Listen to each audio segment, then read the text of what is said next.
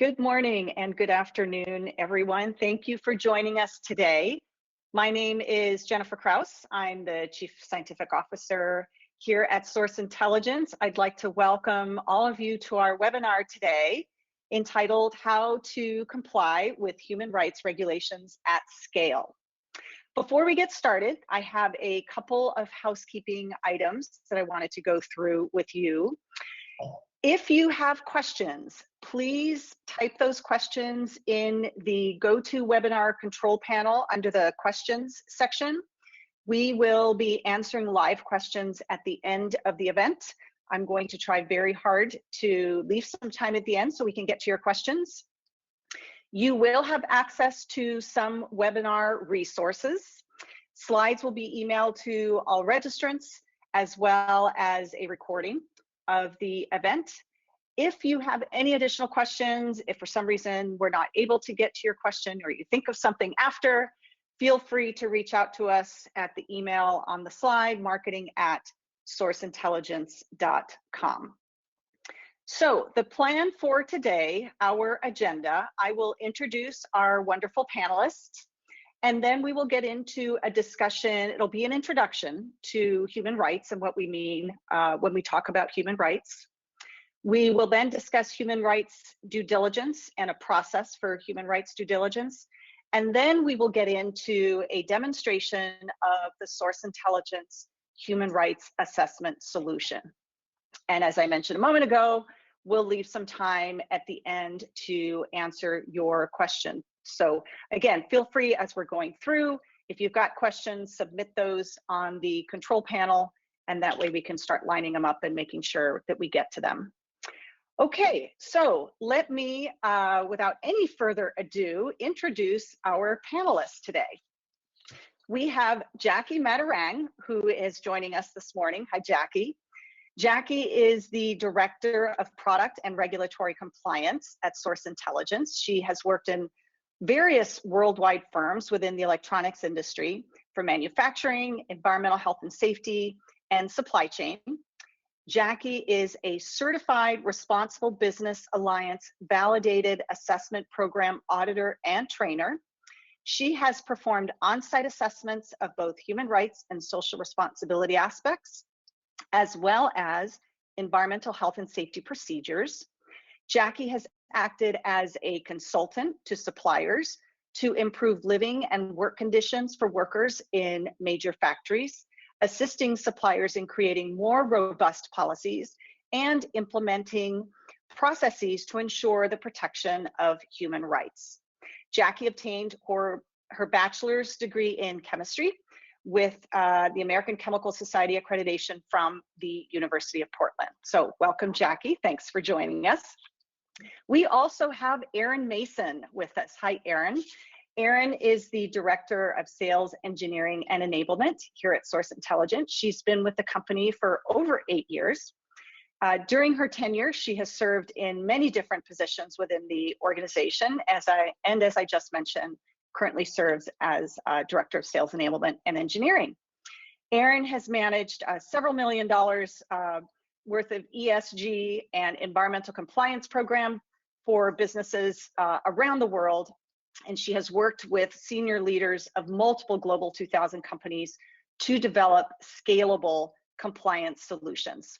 And Erin obtained her bachelor's degree from the University of Nevada, Las Vegas. So welcome, ladies. Thank you so very much for joining us today. Jackie, I think I'm going to turn it over to you next to talk about human rights. Awesome. Thank you.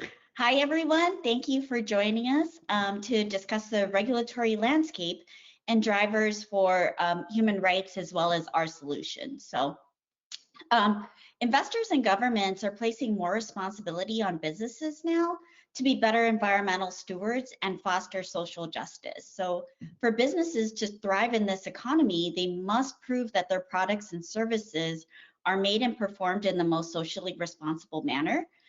Social issues such as compliance with labor standards, employee and community engagement, diversity, equity and inclusion, health and safety, forced labor prevention all really have their roots in human rights, and those rights must be protected. So let's discuss what are human rights. The United Nations defines human rights as universal rights inherent to all human beings, regardless of race, nationality, gender, ethnicity, religion, or any other status, right? These rights include the right to life, liberty, freedom from slavery and torture, freedom of opinion and expression, the right to work and education, as well as many other items. So everyone's entitled to these rights without discrimination. In other words, human rights are the basic rights and freedoms that belong to every person in the world from birth until death, regardless of race, location, or any other limitation, right? UNICEF states that human rights are standards that recognize and protect the dignity of all human beings. Okay.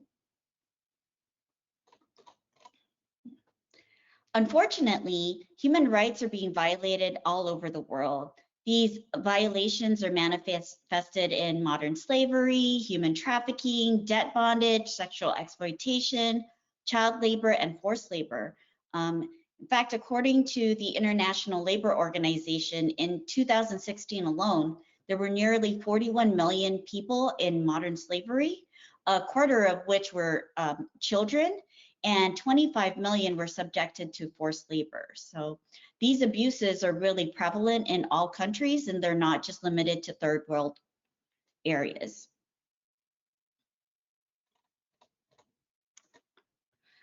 Many of the modern slavery victims worldwide are actually part of the workforce. So this slide shows you that there are many different types of human rights abuses that are impacted by business activities, right? Some of them are really pronounced, like child labor or modern slavery and even unsafe work practices. I've actually seen them.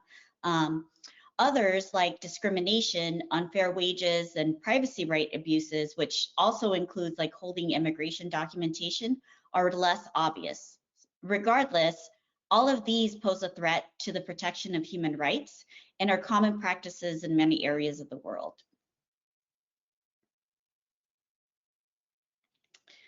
So because protecting human rights is becoming harder to do, governments really aim to stop these abuses, including funding activities that could be supporting armed conflict, genocide, oppression of the most vulnerable populations, right? So they've amended regulations such as limiting work hours or implemented new ones like UK's Modern Slavery Act and Singapore's Prevention of Human Trafficking Act to protect their citizens from exploitation. The regulatory environment has also changed to include a focus on supply chain and transparency. So for example, Australia's Modern Slavery Act and France's Corporate Duty of Vigilance Law require businesses to report on modern slavery or modern slavery within their supply chain identified from due diligence practices as part of an increase in transparency. So the USMCA and other international treaties, as well as regulations like the EU conflict minerals legislation, prohibit forced labor anywhere within the supply chain, including down to material sourcing. So legislations like these stop products from being sold in the country or impose fines or goods known to be associated with modern slavery, human trafficking, or forced labor. Again, although these regulations have different requirements, the underlying theme is the same, right? Prevent human rights abuses by imposing negative consequences on the offender, whether that's directly with punishments such as incarceration or indirectly by removing funding. Now let's talk about the most recent regulations, because I know everyone's really excited about this Uyghur Forced Labor Prevention Act. Passed in 2021 in December, the UFLPA, that's what it, in short, that's what it is. It kind of changed the game. It looks at the entire supply chain down to the material source, implicating the entire supply chain, and that includes service providers, right, and other like indirect suppliers. So it's not just people that are that are manufacturing the product or creating things, right? These also include, like I said, logistics and shipping. Another major difference is the rebuttal presumption, which assumes that all goods imported into the U.S. sourced either in whole or in part from the Xinjiang region of China. In short, it's called the XUAR. They're produced by forced labor from the Chinese government. So any company or entity that has ties to that region will automatically be placed on the sanctions list. As of June 21st, 2022, which is the enforcement date for the UFLPA, companies need to go through a rigorous ordeal to prove otherwise that their products were not made with any type of forced labor in order for their products to be released from customs. Now let's talk a little bit about the German Due Diligence and Supply Chain Act. That's coming out January 1st, 2023. It doesn't really call out a specific region, but it still expects businesses operating in Germany to perform risk assessments on their supply chain, identifying, correcting, and mitigating any human rights violations, and then disclosing those actions.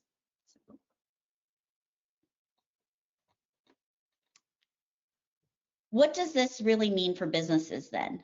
That means that businesses must implement due diligence processes. We talked about that just a little bit ago. Now, in order to prevent human rights abuses in their organization and through their supply chain. This will help them with complying with due diligence requirements also set forth in those global regulations. What is due diligence? Due diligence is really a form of risk management. This means acting with responsible care and investigating an issue before making a decision, right? In the context of human rights, it's really an ongoing, proactive, and reactive process through which companies put in place systems and processes to make sure that they're able to identify, manage, and report risk even within their supply chain. Therefore, human rights due diligence is understood as the continuous care taken to ensure human rights risks and the impacts of a company's organizations and supply chain are prevented and mitigated. The primary focus, and I can't even state this enough, is really protecting human rights, which also includes the supply chain.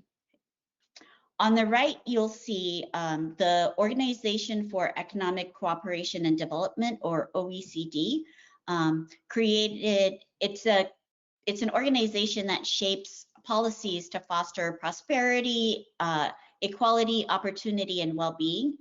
They issued a guidance on human rights due diligence process, which is included in the guidelines for responsible business conduct. That provides principles and standards for responsible business conduct for multinational corporations, okay? And that's that picture on the right-hand side there. A human rights due diligence process, according to the UN GDP 15, is a process that identifies, prevents, mitigates, and accounts for how they address their impacts on human rights. In the next slide, we'll talk about the different steps of a due diligence process.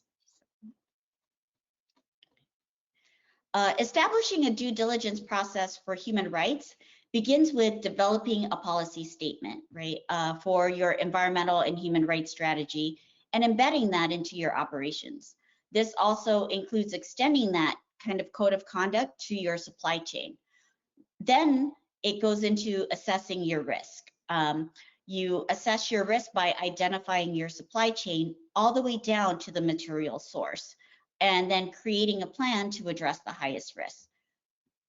The next step after that is correcting any known issues and implementing preventative measures. Then it's that reporting requirement again, right? Disclosing your activities and findings, publicizing that every year, and then as well reporting that, right? So you report on your compliance with the required due diligence obligations and monitor those results. That because due diligence is a continuous improvement process, it requires repetition every year. So, it's that ongoing long-term process, right? In the next slide, we'll talk about what some of the challenges with businesses face when implementing a human rights due diligence solution. So on the right, you'll see that there are regulations, complex supply chain, risk factors, and other resource constraints. We'll address each of these in the next couple slides so we can get to the ideal state, which is on the left-hand side, with a simple, systematic, repeatable, and manageable solution, right? Most of that really indicates an automated type solution.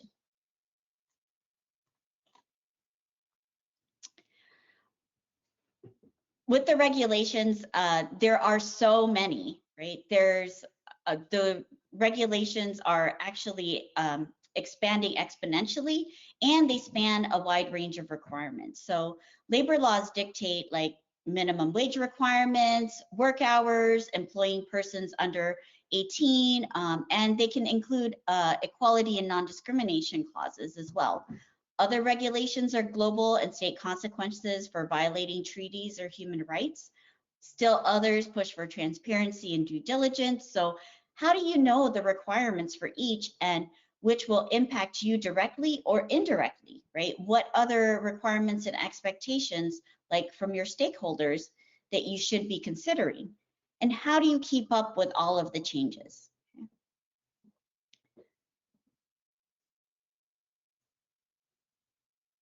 The next issue that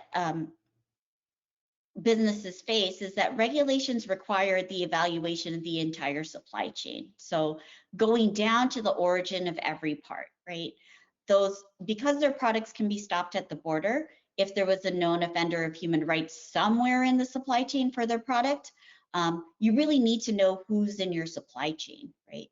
Most companies know who their direct suppliers are, but rarely do they have visibility to their next supplier's supplier and then further down the chain, right? So how do you determine who's in your supply chain with an interwoven weave that can go tens, hundreds, or even thousands of layers down? It's really difficult to identify the source of every component and ensure that forced labor or modern slavery doesn't exist in that supply chain.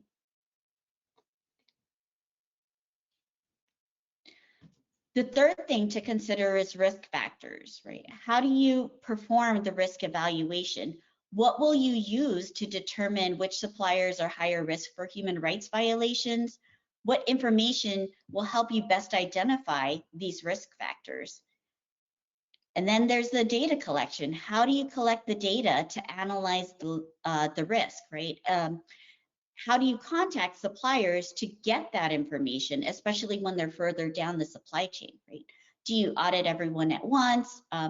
Where do you start really? Because there's so much data to manage.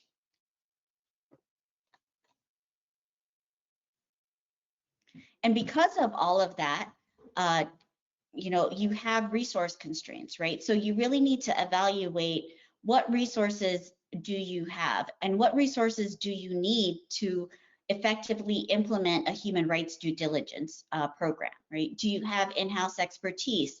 What resources are required to keep up with the regulations, collect data from all the suppliers? How will you manage that data to make it easier to comprehend and identify who your highest risks are, the areas of potential human rights violations, right? Often most companies don't really have the in-house expertise for regulation tracking or human rights experts, right? Besides keeping up on regulations, you still need to identify your next tier suppliers and survey them. So how do you manage all this data? It's costly to perform on-site audits, and it's very time consuming. I know because I've done them, right? So there's just so much data to track and analyze and continue to update.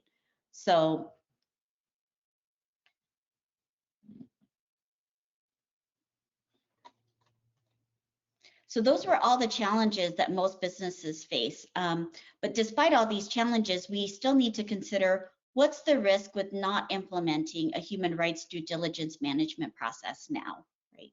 You could face fines or other sorts of litigation. Your products could be stopped at the border.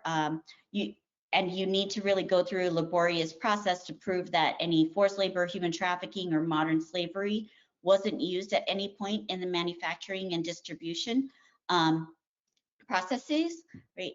You could have loss of revenue through tainted reputation, especially in a consumer environment where protection of human rights is quickly becoming the standard, okay? Understanding and mitigating your risk for potential human rights violations actually will also help you reduce the disruption to supplies and manufacturing. And this is actually where our solution will help, right? So I would like to now introduce our Human Rights Assessment, or HRA solution. This was actually created in order to help our customers meet the different global regulations, but limit supplier fatigue, right? So this is a universal assessment that incorporates these requirements, identifying the biggest areas of risk and consolidating them into one system. It's really a holistic approach to human rights related regulations worldwide. We'll walk through the foundation of the human rights assessment.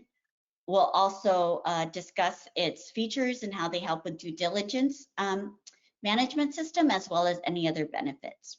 So the foundation of the HRA really begins with the UN Guiding Principles on Business and Human Rights, the International Labor Organization Forced Labor Protocol, and the OECD Guidelines for Responsible Business Conduct. So we took all of the survey questions and had it based on these universally adopted principles in order to protect the inherent rights of all human beings, right? These questions range from anywhere from, do you have a policy to prevent child labor, or are you training workers on discrimination?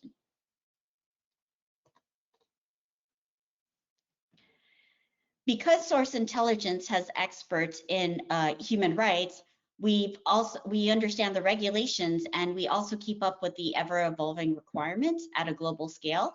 So what our experts have done is embedded the main requirements of those global regulations, and then partnered them with those universally adopted principles to identify suppliers with higher risk for human rights violations, right? That part of it includes incorporating due diligence requirements. We've talked a lot about due diligence set forth by regulations such as the France duty of diligence law, or duty of vigilance law at the company level, as well as looking at the entire supply chain by surveying your next tier supplier. Okay. It also covers transparency aspects dictated by the Australian Modern Slavery Act. Remember, all of these regulations apply to all businesses, regardless of industry, location, or size.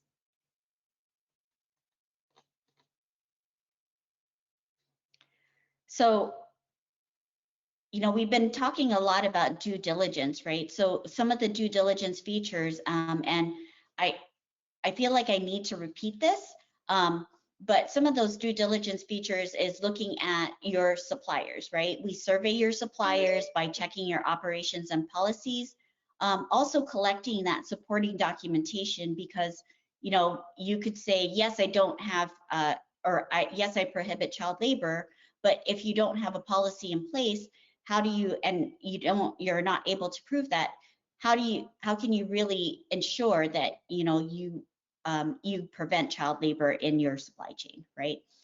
It also goes down to, it also goes down to gathering that same type of information from your next tier suppliers. So, when we were talking about how due diligence extends to your supply chain, because we're going back and we're resurveying your suppliers, we are also able to, one, figure out who's in your supply chain, and then two, identify, or push that due diligence program down to the suppliers as well. Okay.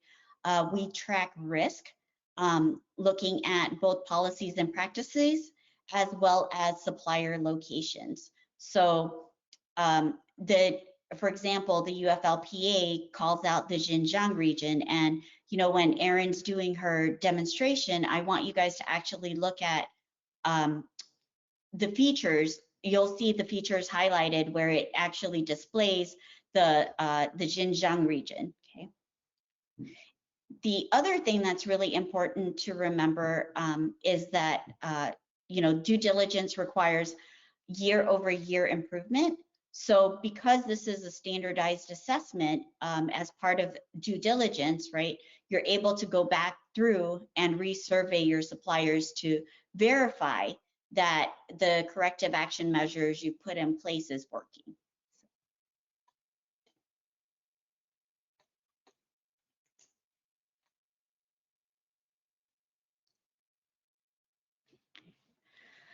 So I'm going to just summarize here. The HRA solution has many benefits, right? It's a one-stop standard solution.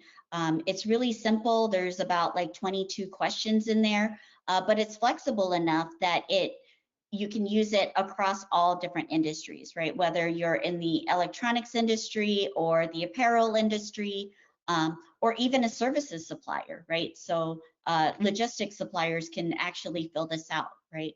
It's global in scope, taking those the universally adopted principles, as well as any global regulation requirements, and combining those two.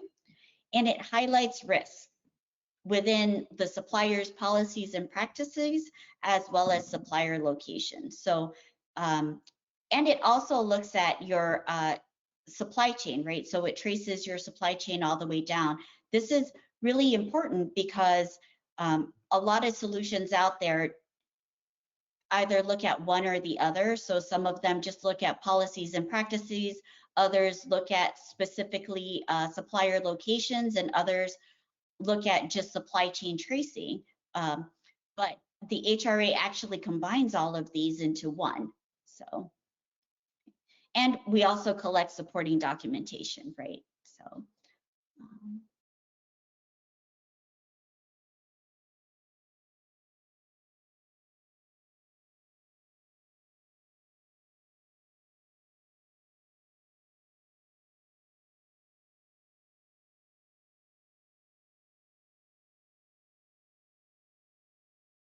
Thank you, Erin, and thank you, Jackie. I really appreciate that.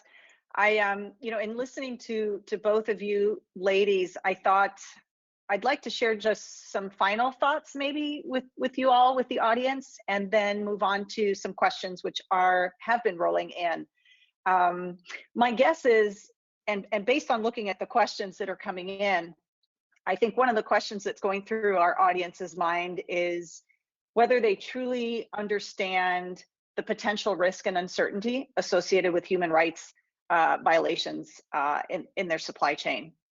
And those of us that have been in the field for several decades have witnessed a pretty significant paradigm shift in the approach to compliance. 30 years ago, I was worried about ensuring I have the right inventory to meet my clients' demands, that inventory meets those quality requirements that my customer has set. And I want, making sure I'm complying with country and state and local laws. And, with the dawn of the internet and social media, it's really educated the average consumer and generated expectations within that consumer of its customer base. And this is whether you're, B2C or B2B. We all have educated and customers that are more aware. So now, we've gone beyond just checking a box to demonstrate compliance. We're asking, is there forced labor in my supply chain? Are my suppliers acting ethically?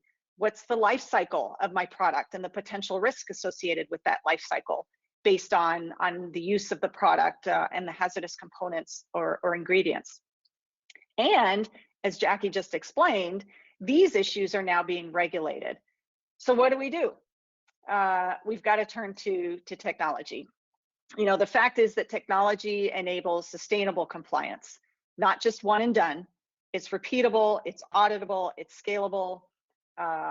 As Jackie also explained, due diligence needs to be ongoing. It's not just one and done. So, and human rights due diligence is no different, right? Hence the need and perfect fit for technology-based solutions. And as we all know, supply chains are dynamic. So hence any solution needs to be not only ongoing, so again, not just one and done, but also flexible. And technology enables a flexible ongoing solution, as Erin just demonstrated for us. So some questions are coming in. So let me go through those now with you all, and I'm going to just have Erin and Jackie, just, as I read these off, please feel free to jump in there. So one question has come in: does the human rights assessment solution review the policies collected from suppliers during the survey process for relevance, completeness, correctness? As mentioned, most companies don't have in-house expertise or resources to verify thousands of supplier policies. Yeah, unfortunately, Jennifer, I will take that one. Okay. So unfortunately, as of right now, the due diligence requirements actually fall on the business, right? So if it's your suppliers, it's actually your responsibility to make sure that those policies and procedures, meet whatever, one, your requirements that you set forth with your supply chain, and two, any of the regulations. So okay, thanks for that. That as of right now, but that is something we can talk about. Okay. How about, is there a response option of not applicable for factories who do not have migrant workers? No. So the way that the questions are designed, if you don't have migrant workers, you simply say no, right? So for any of the, if there's something that's not applicable to you, right, then you just answer no, and that's the score that you'll get. Okay, thanks, Jackie. That actually was another similar question came up to that effect. So I believe that's answered a couple of questions. There's another question here about, can we push out the who will review the documents question until last? Oh, huh? Yeah, I'm not sure I understand that question either. Can we push out the who will review the documents question? Okay, if you submitted that question, if you wouldn't mind expanding and elaborating a bit on that, I'd sure appreciate it. So we can get back to that. Let me move on to the next one. Do the policy/supportive documents have to be submitted in English, or do you have staff to review documents in local languages? So that relates a bit, Jackie, to what you were just discussing with regard to the burden of reviewing those documents. It sounds like will be on the company. So if they have the language capabilities in-house, that would be required in that particular case. Is that correct? Yes, yeah. Oh, one thing that I actually forgot to mention is that the HRA will actually be translated in multiple languages. So I know that doesn't answer the question, but I figured it's a time to bring it up now. So if you have suppliers that are in China or Japan, right, or Korea, they'll be able to fill out the survey in their local language. Okay, thanks for that. Can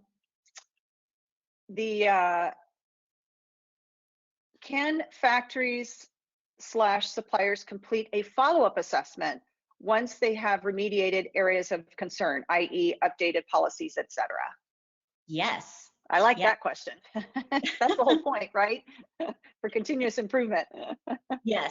So you'll be able to see, what they've submitted before, and then also check improvements, right? So. Okay.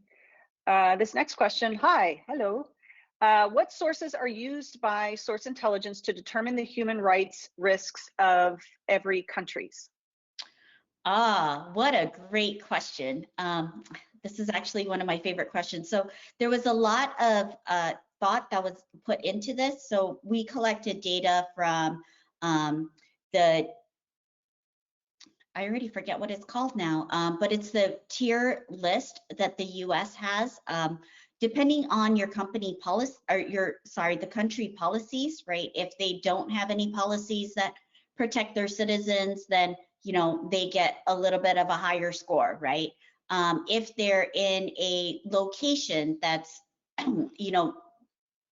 used a lot for migrants, then they get a little bit of a higher score. A lot of that information actually is a compilation of things from the Organized Crime Index, for example, the U.S.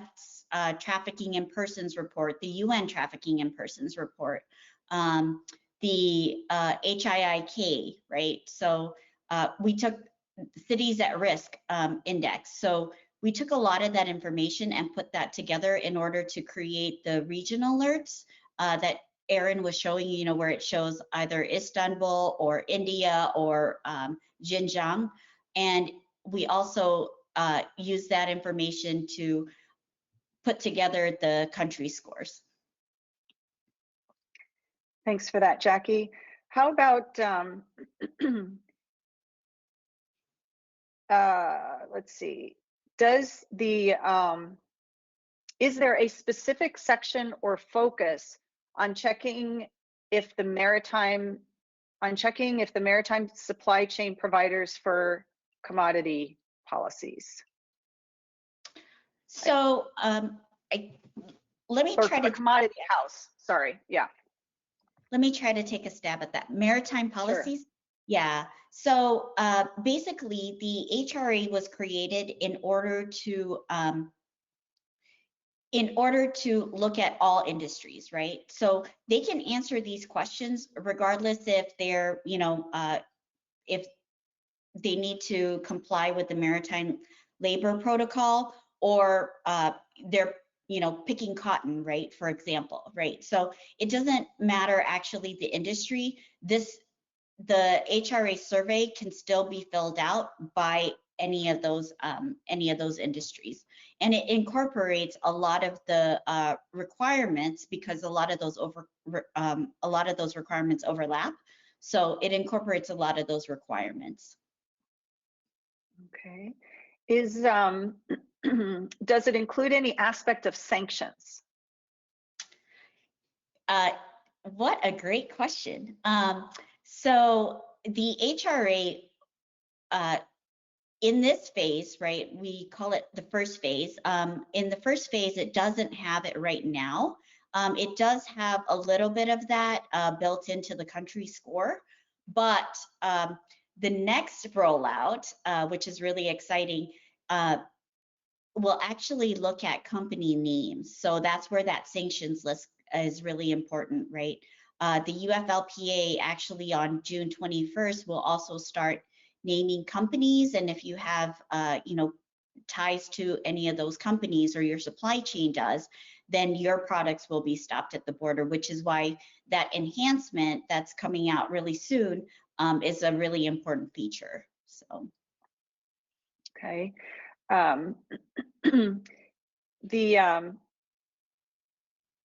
Let's see, there was another question about, does the human rights assessment solution focus on conflict minerals? Thinking about the Uyghur Forced Labor Prevention Act. So it doesn't actually just focus on conflict minerals, right? There's a little bit of a difference with the conflict minerals and forced labor. Okay, so with conflict minerals, you're able to identify products, right? It looks at specific products, or if you have particular minerals within that, within your product, so you're able to lower that supply chain, right? And it also looks at smelters. Okay, this is actually more universal because it's also looking at, unhealthy work environments, right? Or unsafe work conditions. So although it doesn't focus like the way the conflict minerals does, right?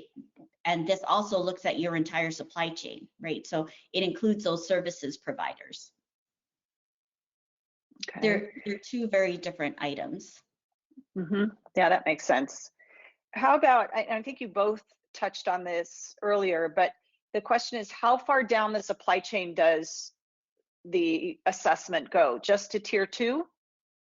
No, it can go all the way down as far as you want it to go, right? The regulations actually state that you need to go all the way down to the material source. So even if that's thousands of layers deep, you know, but again, that's up to you, right? Because it does require a lot of resources to do that. And I think you showed that, Erin, on the demo, how each supplier then will be entering the information with regard to their own supplier. So that will sort of just continue until you get to the original source. Yeah, correct. We will at every 6 months take a look to see how many tier 2s, tier 3s we've collected, and then reach out to that next tier, depending on, you know, again, the company and how often and if they're ready for us to launch it. So we're just reliant on the supplier providing that next level of contact for that next tier supplier. Okay. And so speaking of suppliers, what is the process to follow up with suppliers who are not answering the health risk assessment in a timely manner? So every program has a program manager associated with the program. So they will be responsible for doing the due diligence of following up with the non-responsive suppliers. So we will be taking that on. However, you know, if you do have very particular suppliers that maybe you have buyers within your organization that have direct relationships with them, you can see in the platform how many times we've tried to reach out and contact them. So if we've done 5 or 6 outreaches and they're still not responding, then maybe somebody from that company's organization needs to reach out to say, hey, we need you to fill this out. It is a collaborative effort, but we will be doing all of the follow-up and due diligence on that. Okay. And how about this question is, I understand that it is our responsibility to send the health risk assessment template to the manufacturers to obtain their policies, or is that something that Source Intelligence does for our customers? The platform does that. So we will be sending the surveys. All we need from our customers is the name and email address of the suppliers that you would like to include in the survey, and the platform does the rest of the work. Okay, all right. And so this is a question about the risk score. Wouldn't the risk score be affected if suppliers respond no to questions that are essentially not applicable? So this relates to the issue that we just chatted about, Jackie, a moment ago, about answering no as opposed to not applicable. Yeah, it actually depends, right? So it depends on the question, because sometimes a no answer generates a risk, right, or a risk score. So, but in general, if you don't have it and you say no, it probably wouldn't affect your score. Okay. Or negatively affect your score. Negatively affect the score. Got it. And how about, so this is a question with regard to shipping companies. A typical shipping company has at least 7 entities. Would you be looking at all of them? Yes. Okay. Yeah. If you add them on your list, we will need to look at them. Yes. Okay. Does your system look under the hood for the beneficial owners rather than just the company names on the outside? I think that might relate a bit to that sanctions question, maybe. Yeah, that's what I was thinking too, Dr. J. So because of the sanctions list, right? The sanctions list will actually also list individuals that are associated with those certain companies. So we're looking at just the companies at this point, right? But if those companies are tied to any of those specific individuals that should be captured, pulling data from that sanctions list. So. Great, thank you. We've got a couple more questions here. We're getting close to the top of the hour. I want to make sure that I share with everyone before I get to a couple of other questions. We've got a post-webinar survey. We would really appreciate for those of you that have attended today, if you would take just a couple of minutes to fill it out. It literally only takes 1 to 2 minutes. You can access it by the QR code up here on the screen. Just take a quick photo of it with your phone, and if you would do us that favor of filling that post survey out, we would certainly appreciate it. It's only going to help us help you and make these webinars more informative and better for you. So we'd appreciate your doing that. So a couple of other questions. We've looking at the time, we've still got some time here. Will you share this presentation with your audience? I'd like to pass it along to other members of our company. Yes, we will be sending a copy of the deck as well as a link to the recording. So you will all have access to that. Another question with regard to, are you fully I think the question is, are you fully compliant with ISO 26000 for human rights? I don't know if that's a question for us as a company.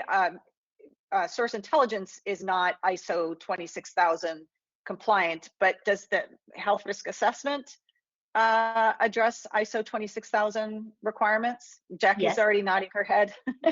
Yes, it does. Okay, awesome. Another question here is, you're depending on the honesty of suppliers, is that correct? So if I can take a stab at that, yes. Sure. We're relying on the suppliers to answer the questions honestly, but again, because it's collecting that supporting documentation, we're also trying to make sure, it's that verification process, right? That's also included or embedded in the survey. So. Okay. Got a couple minutes here for a couple other questions. This one is regarding regional questions. I don't see any regional questions on the survey. It appears to be very much like previous surveys asking for policy statements.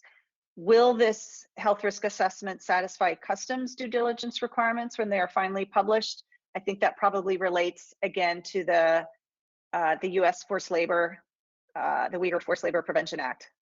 Yes. So because we have that country score and we have those specific region alerts, right?